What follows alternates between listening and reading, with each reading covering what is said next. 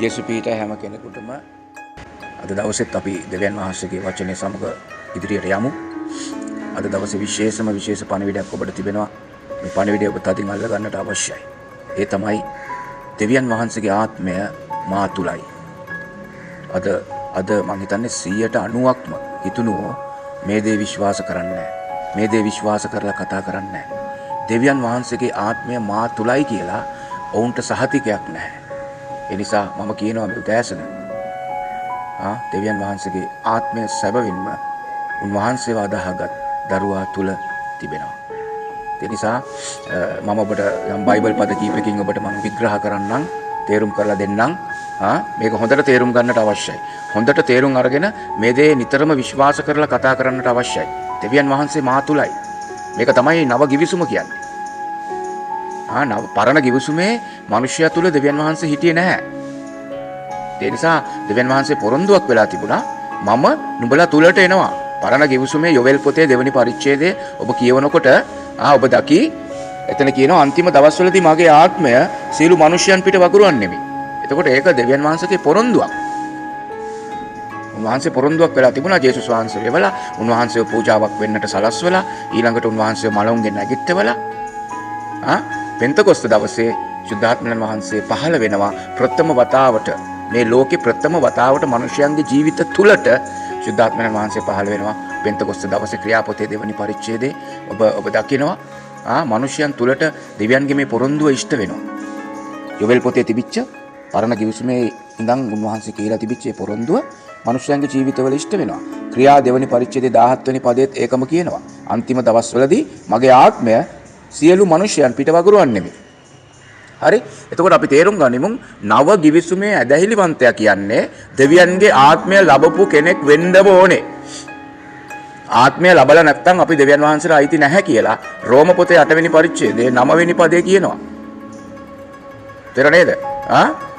ආත්මය අපි තුල නැත්නම් අපි දෙවියන් වහන්සේට අයිති නැහැ. මම මේ පදේ ඔබට කියවන්න. රෝම 8:9 කියනවා ක්‍රිස්තුස් වහන්සේගේ ආත්මයන් වහන්සේ යම් කෙනෙකුට නැත්නම් ඔහු උන්වහන්සේට අයිති නැත. එතකොට අපි පැහැදිලිව තේරුම් ගමු අපි දෙවියන් වහන්සේට අයිති සෙනගක් නම්, ඔබ දෙවියන් වහන්සේට අයිති දරුවෙක් නම්, ඔබ දෙවියන් වහන්සේව පිළිගත් කෙනෙක් නම් අනිවාර්යයෙන්ම උන්වහන්සේගේ ආත්මය ඔබ තුල තිබෙන්නට ඕනේ. දැන් ඒක ඔබ තුල තිබෙනවා. නමුත් ඔබ විශ්වාස කරන්නේ නැහැ, ඔබ ප්‍රකාශ කරන්නේ නැහැ, ඔබ ඒ අනුගමනය කරන්නේ නැහැ, ඔබ ඒකට ඉඩ දෙන්නේ නැහැ. ඒ නිසා මේ උදෑසන ඔබ තේරුම් ගන්න ඔබට ලැබෙන පණිවිඩය තමයි දෙවියන් වහන්සේගේ ආත්මය ඔබ තුල ජීවමානව වැඩ වාසය කරනවා. හලෙලුයා. අපි නව ගිවිසුම කියවනකොට අපි දකිනවා දෙවියන් වහන්සේ කියනවා හැම දෙයක්ම අපිට දීලා ඉවරයි කියලා. සුවය පේත්‍රස් පොතේ සුවය ගැන කතා කරනකොට අපි දකිනවා යේසුස් වහන්සේගේ කසපහරින් මම නුඹලට සුවය දීලා ඉවරයි. නුඹලට සුවය ලැබී ඇත කියලා කියනවා. ඒකම එපිස 1 වෙනි පරිච්ඡේදයේ කියනවා සියලු ආත්මික ආශිර්වාද වලින් මම නුඹට ආශිර්වාද කරලා ඉවරයි. තේරුණා නේද? ආයෙ කියනවා පේත්‍රස් පොතේ 2 වෙනි පේත්‍රස් පොතේ 1 වෙනි පරිච්ඡේදයේ සියලුම පොරොන්දු මං නුඹලට දීලා ඉවරයි. එතකොට අපි තේරුම් ගමු දෙවියන් වහන්සේ ඇයි මේ දීලා ඉවරයි කියන්නේ? අපිට ලැබිච්ච ඒ සුද්ධාත්මයන් වහන්සේ, ඒ කියන්නේ දැන් අපිට අපේ ජීවිතයට අවශ්‍ය හැම ආශිර්වාදයක්ම තියෙන දෙවියන් වහන්සේ තුල. හලෙලුයා. දෙවියන් වහන්සේ තුල තමයි අපිට තිබෙන හැම ආශිර්වාදයක්ම තියෙන ජීවනය. හලෙලුයා. ඒ ජීවනය අපි තුල. අපි මේක තේරුම් ගනිමු. සුද්ධාත්මයන් වහන්සේ අපි තුල කියන්නේ අපේ ජීවිතයට අවශ්‍ය හැම දෙයක්ම අපි තුල. ඒකයි නව ගිවිසුමේ හැම තැනම කියන්නේ නුඹලට මම ආශිර්වාද කරලා ඉවරයි. ඔබ ලැබපු ඒ ආත්මය කරන කොටගෙන ඒ ආත්මය හරහා අපි ආශිර්වාද ලැබතෝ. ඒ නිසා ප්‍රේමන්ත සහෝදර සහෝදරිය, ඔබ නිතරම විශ්වාස කරන්න අවශ්‍යයි, නිතරම ප්‍රකාශ කරන්න අවශ්‍යයි දෙවියන් වහන්සේ මා තුලයි. හලෙලුයා. දෙවියන් වහන්සේ මා තුලයි. ඒ නිසා මේක හරිම වැදගත් කාරණයක්. මේක ඔබ ප්‍රකාශ කරන්න ඔබ තුල දේවානුභාවය, හලෙලුයා, දෙවියන් වහන්සේගේ ආත්මය ක්‍රියා කරන්නට යනවා. බලවත් ලෙස ක්‍රියා කරන්නට යනවා. ඒ නිසා ඔබ මේක නිතර ප්‍රකාශ කරන්නට අවශ්‍යයි, මේක විශ්වාස කරන්නට අවශ්‍යයි. දැන් ආයෙ මම කියනවා ඔබට. හරි? ආත්මය ඔබ තුල තියෙනවා කියලා ඔබ විශ්වාස කරුවේ නැත්නම් දෙවියන් වහන්සේගේ ක්‍රියාකාරීත්වය සිදුවන්නේ නැහැ. දැන් අපි දැන් සභාවල් අපි ගත්තොත්, දැන් තියෙන කිතුණු සභාවල් ගත්තොත් 190ක්ම මේ කිතුණු සභාවල් වල කියනවා එනු සුද්ධ තුමිනි කියලා. සුද්ධාත්මයන් වහන්සේට ආරාධනා කරනවා. ඒතකොට ඒක සම්පූර්ණ බොරුවක්නේ. ඔබ හොඳට බලන්න ඔය හැම සභාවකම එනු සුද්ධතුමිනි කියනවා ඊට පස්සේ කියනවා සුද්ධාත්මයන් වහන්සේ අපි තුල කියලා. කතා ක්‍රම දෙකක්. සුද්ධාත්මයන් වහන්සේ අපි තුල කියනවා ඊළඟට එනු සුද්ධතුමිනි කියනවා. ඒතකොට ඕක සම්පූර්ණ වැරදි. තේරෙන්නේ මං වචනේ බලය පාඩමේදී ඔයගලන්ට කිව්වා අපි නිතරම හරි වචන කතා කරන්න ඕනේ. හරි දේ කතා කරන්න ඕනේ. හalleluya. ඔබ තේරුම් ගන්න ඔබ ආත්මෙන් ඉපදිච්ච කෙනෙක් නම් නේද? දෙවියන් වහන්සේ යේසුස් වහන්සේ කියනවානේ ආත්මික උත්පාදනයක් ගැන යෝහන් පොතේ 4 වෙනි පරිච්ඡේදයේ අර සමාරිය ස්ත්‍රී එක්ක කතා කරනකොට යේසුස් වහන්සේ කියනවා ආත්මෙන් ඉපදෙන්න ඕනේ. ආත්මෙන් නූපොන් ඉපදුනේ නැත්නම් නුඹට කවදාකවත් ස්වර්ග රාජ්‍යය දකින්න බෑ. ඒ නිසා අපි ආත්මෙන් ඉපදිච්ච සෙනගක්. අපි ගැලවීම ලැබුවා කියන්නේ. දෙවියන් වහන්සේව අදාහගත්තා කියන්නේ ආත්මික ඉපදීමක්. අපි තුළ සිදු වී තිබෙනවා. එතකොට ඒ ආත්මික ඉපදීමේදී සුද්ධාත්මයන් වහන්සේගෙන් තමයි අපි ඉපදෙන්නේ. උන්වහන්සේ අපේ ජීවිතය තුළට එනවා. එතකොට ආයේ උන්වහන්සේට එන්න කියන එක මොනතරම් වැරදි කාරණයක්ද? යක්ෂයා ඒක අල්ලගෙන ක්‍රියා කරනවා. ඒකයි අද හැම කිතුණු සභාවකම පුදුම විදියට ප්‍රශ්න. සල්ලි හොරකම්. නොයෙකුත් ආකාරයේ යක්ෂයාගේ ක්‍රියාකාරීත්වයන් සිදු වෙනවා. මිනිස්යන්ට සභාවල් එපා වෙලා තියෙනවා. සභාවල් වල සිදු වෙන දේවල්. ශාපයක් ඇවිල්ලා තිබෙනවා.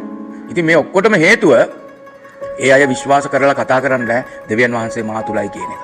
ඒ නිසා මම ඔබ වාසනාවන්තයි ඇත්තටම මෙවැනි පණිවිඩයක් අහන්න. ඔබ වාසනාවන්තයි. ඔබ දේව වචනේ කියන දේ විශ්වාස කරලා අද ඉඳන් කතා කරන්න පටන් ගන්න දෙවියන් වහන්සේ මා තුලයි. හalleluya. උන්වහන්සේ කියනවා මම දුර සිටියා වූ නුඹලව ළඟට කැඳෙව්වා. හalleluya. එතකොට මම දැන් මින් ඉදිරියට මේ මාතෘකාව ගැන දිගින් දිගටම කතා කරන්නට යනවා. ඒකෙදී ඔබ ගොඩාක් දේවල් ඉගෙන ගනි. ඒ නිසා ඔබගේ විශ්වාසය කිරීම අවශ්‍යයි. අපි තව බයිබල් පදයක් බලමු මේ උදෑසන. කොලොස්සි පොතේ 2 වෙනි පරිච්ඡේදයේ 9 වෙනි පදයයි 10 වෙනි පදයයි අපි බලමු. කොලොස්සි 2 9 වෙනි පදයයි 10 වෙනි පදේ කියනවා මක්නිසාද උන්වහන්සේ තුල දේවත්වයේ සියලු සම්පූර්ණකම ශරීරාකාරයෙන් වාසය කරන්නේය. සියලු අධිපතිකමේද ඵලයේද හිසවන උන්වහන්සේ තුල නුඹලා පූර්ණව සිටින්නෝය. හalleluya. මෙතන කියනවා දේවත්වයේ සියලු සම්පූර්ණකම ශරීරාකාරයෙන් අපි තුල වාසය කරනවා. ඒ වගේම අපි සියලු අධිපතිකමේද ඵලයේද උන්වහන්සේගේ ආත්මෙන් අපි පූර්ණව සිටිනවා. හalleluya. එතකොට දෙවියන් වහන්සේගේ ආත්මය අපි තුලට පැමිණුණු ආත්මය අපේ මුළු ශරීරය තුල බලවත් ලෙස ක්‍රියා කරනවා. හalleluya. උන්වහන්සේගේ අධිපතිකමේ ඵලය තුල අපි පූර්ණව සිටිනවා. ඒ නිසා මේවා විශ්වාස කරලා කතා කරන්න. දෙවියන් වහන්සේගේ ආත්මය මා තුලයි කියලා විශ්වාස කරලා කතා කරන්න. එවිට ඔබට රෝග තිබෙන්න යන්නේ නැහැ. ප්‍රශ්න තිබෙන්න යන්නේ නැහැ. ඔබ විශාල ඵලයකින් දෙවියන් වහන්සේගේ ඵලයෙන් ඔබ පිරෙන්නට යනවා. උන්වහන්සේගේ මහත් ඵලවේගය ශරීරාකාරයෙන් ඔබගේ ජීවිතයේ මුළු ජීවිතයේ ඇතුළාන්තරේ ක්‍රියා කරන්නට යනවා. ඒවා පිටාර ගලන්න යනවා ඊට පස්සේ. හalleluya. යක්ෂය ඔබ දකින්නකොට දුර වෙලා පලාදුවන්ට යනවා ඉදිරි දවස්වල. ඔබ දෙවියන්ගේ මහත් ඵලයෙන් පූර්ණ වෙන්නට අවශ්‍යයි. පූර්ණකම ඔබට දීලා තිබෙනවා. ආත්මය දීලා තිබෙනවා. දැන් ඔබ පූර්ණ වෙන්නට ඕනේ. ඒ ආත්මය විශ්වාස කරලා කතා කරන්නට ඕනේ. ඒ ආත්මයට එකඟව වැඩ කරන්නට ඕනේ. ඒ ආත්මයට ඉඩ හරින්න ඕනේ ඔබගේ ජීවිතය පාලනය කරන්න. ඒ ආත්මයට ඉඩ හරින්න ඕනේ ඔබගේ ජීවිතය තුළ ක්‍රියා කරන්න. හalleluya. උන්වහන්සේ ක්‍රියා කරනවා. ඔබ විශ්වාස කරලා කතා කරන්නට අවශ්‍යයි. අද ඉඳන් මේ මොහොතේ ඉඳන් ඔබ 100 පාරක් කියන්න. පුළුවන් නම් 100 පාරක් කියන්න අද දවසේ. දෙවියන් වහන්සේ මා තුලයි. හalleluya. මලවුන්ව නැගිටවන ආත්මය මා තුලයි. යක්ෂයන් දුරු කරන ආත්මය මා තුලයි. රෝගීන් සුව කරන ආත්මය මා තුලයි. හalleluya. උන්වහන්සේ කිව්වා මා අදහන්නාට මා කරන ක්‍රියා කරනවා. යෝහන් 14:12 කිව්වා මා අදහන්නා මා කරන ක්‍රියාවල් කරන්නේ. යේසුස් වහන්සේ කිව්වා ඊට වඩා දේවලුත් කරන්නේ. ඒ නිසා අපිට දෙවියන් වහන්සේෙන් දේවානුභාවයෙන් අපිට ක්‍රියා කරන්නට පුළුවන්. ක්‍රියා කරනවා. දැන් මම දේවදාසෙක් හැටියට මගේ ජීවිතයේ දේවයන් වහන්සේගේ ආත්මය ක්‍රියා කරනවා. මම එක දවසක් ගේකට යාඥාවට ගියා.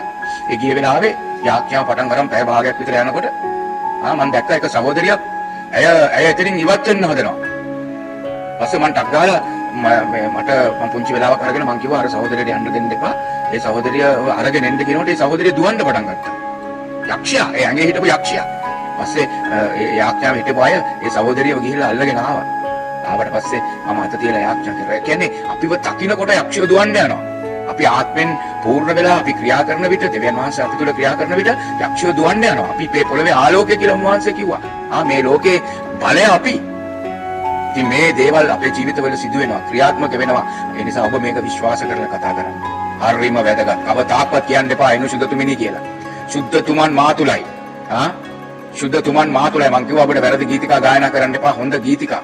ඔය ගීතිකා වලින් තමයි අක්ෂයා හරි සූක්ෂම ලෙස එනු සුදුතුමිනි කියලා වැරදි ප්‍රකාශන වැරදි ගීතිකා ගායනා කරලා ඔබ වෙනත් ලෝකයකට ගෙනියන්න යන්නේ. ඒ නිසා ඔබ එහෙම වෙන්න එපා. ඔබ හොඳ ගීතිකා ගායනා කරන්න නිතරම සුද්ධාත්මයන් වහන්සේ අහස පොළොව මවපු ජීවමාන බලවන්ත දෙවියන් වහන්සේ මගේ ජීවිතය තුළ ඉන්නවා කියලා ඔබ කතා කරන්න එවිට ඔබේ ජීවිතේ පුදුම ජයග්‍රහණයක් ඔබට ලැබෙන්නට යනවා. යක්ෂ බලකොටු බිඳ වැටෙන්න යනවා. ඔබ ආත්මෙන් පූර්ණව පුදුම දේ දකින්න යනවා. පුදුම දේ කරන්නට යනවා ප්‍රේමවන්ත සහෝදර සහෝදරිය. හාලෙලූයා. ඒ නිසා ඔබට ඉතා අනාර්ග පණිවිඩයක් මේ උදෑසන ලැබෙනවා. මේ හිතට අරගෙන මහත් ලෙසින් ක්‍රියා කරන්න ඔබගේ ජීවිතේ පුදුම ජයක් ඔබ උරුම කර ගන්නට යනවා. හාලෙලූයා. එහෙමනම් හැම කෙනෙකුටම ජේසුස් පීඨයි. සුබ දවසක්.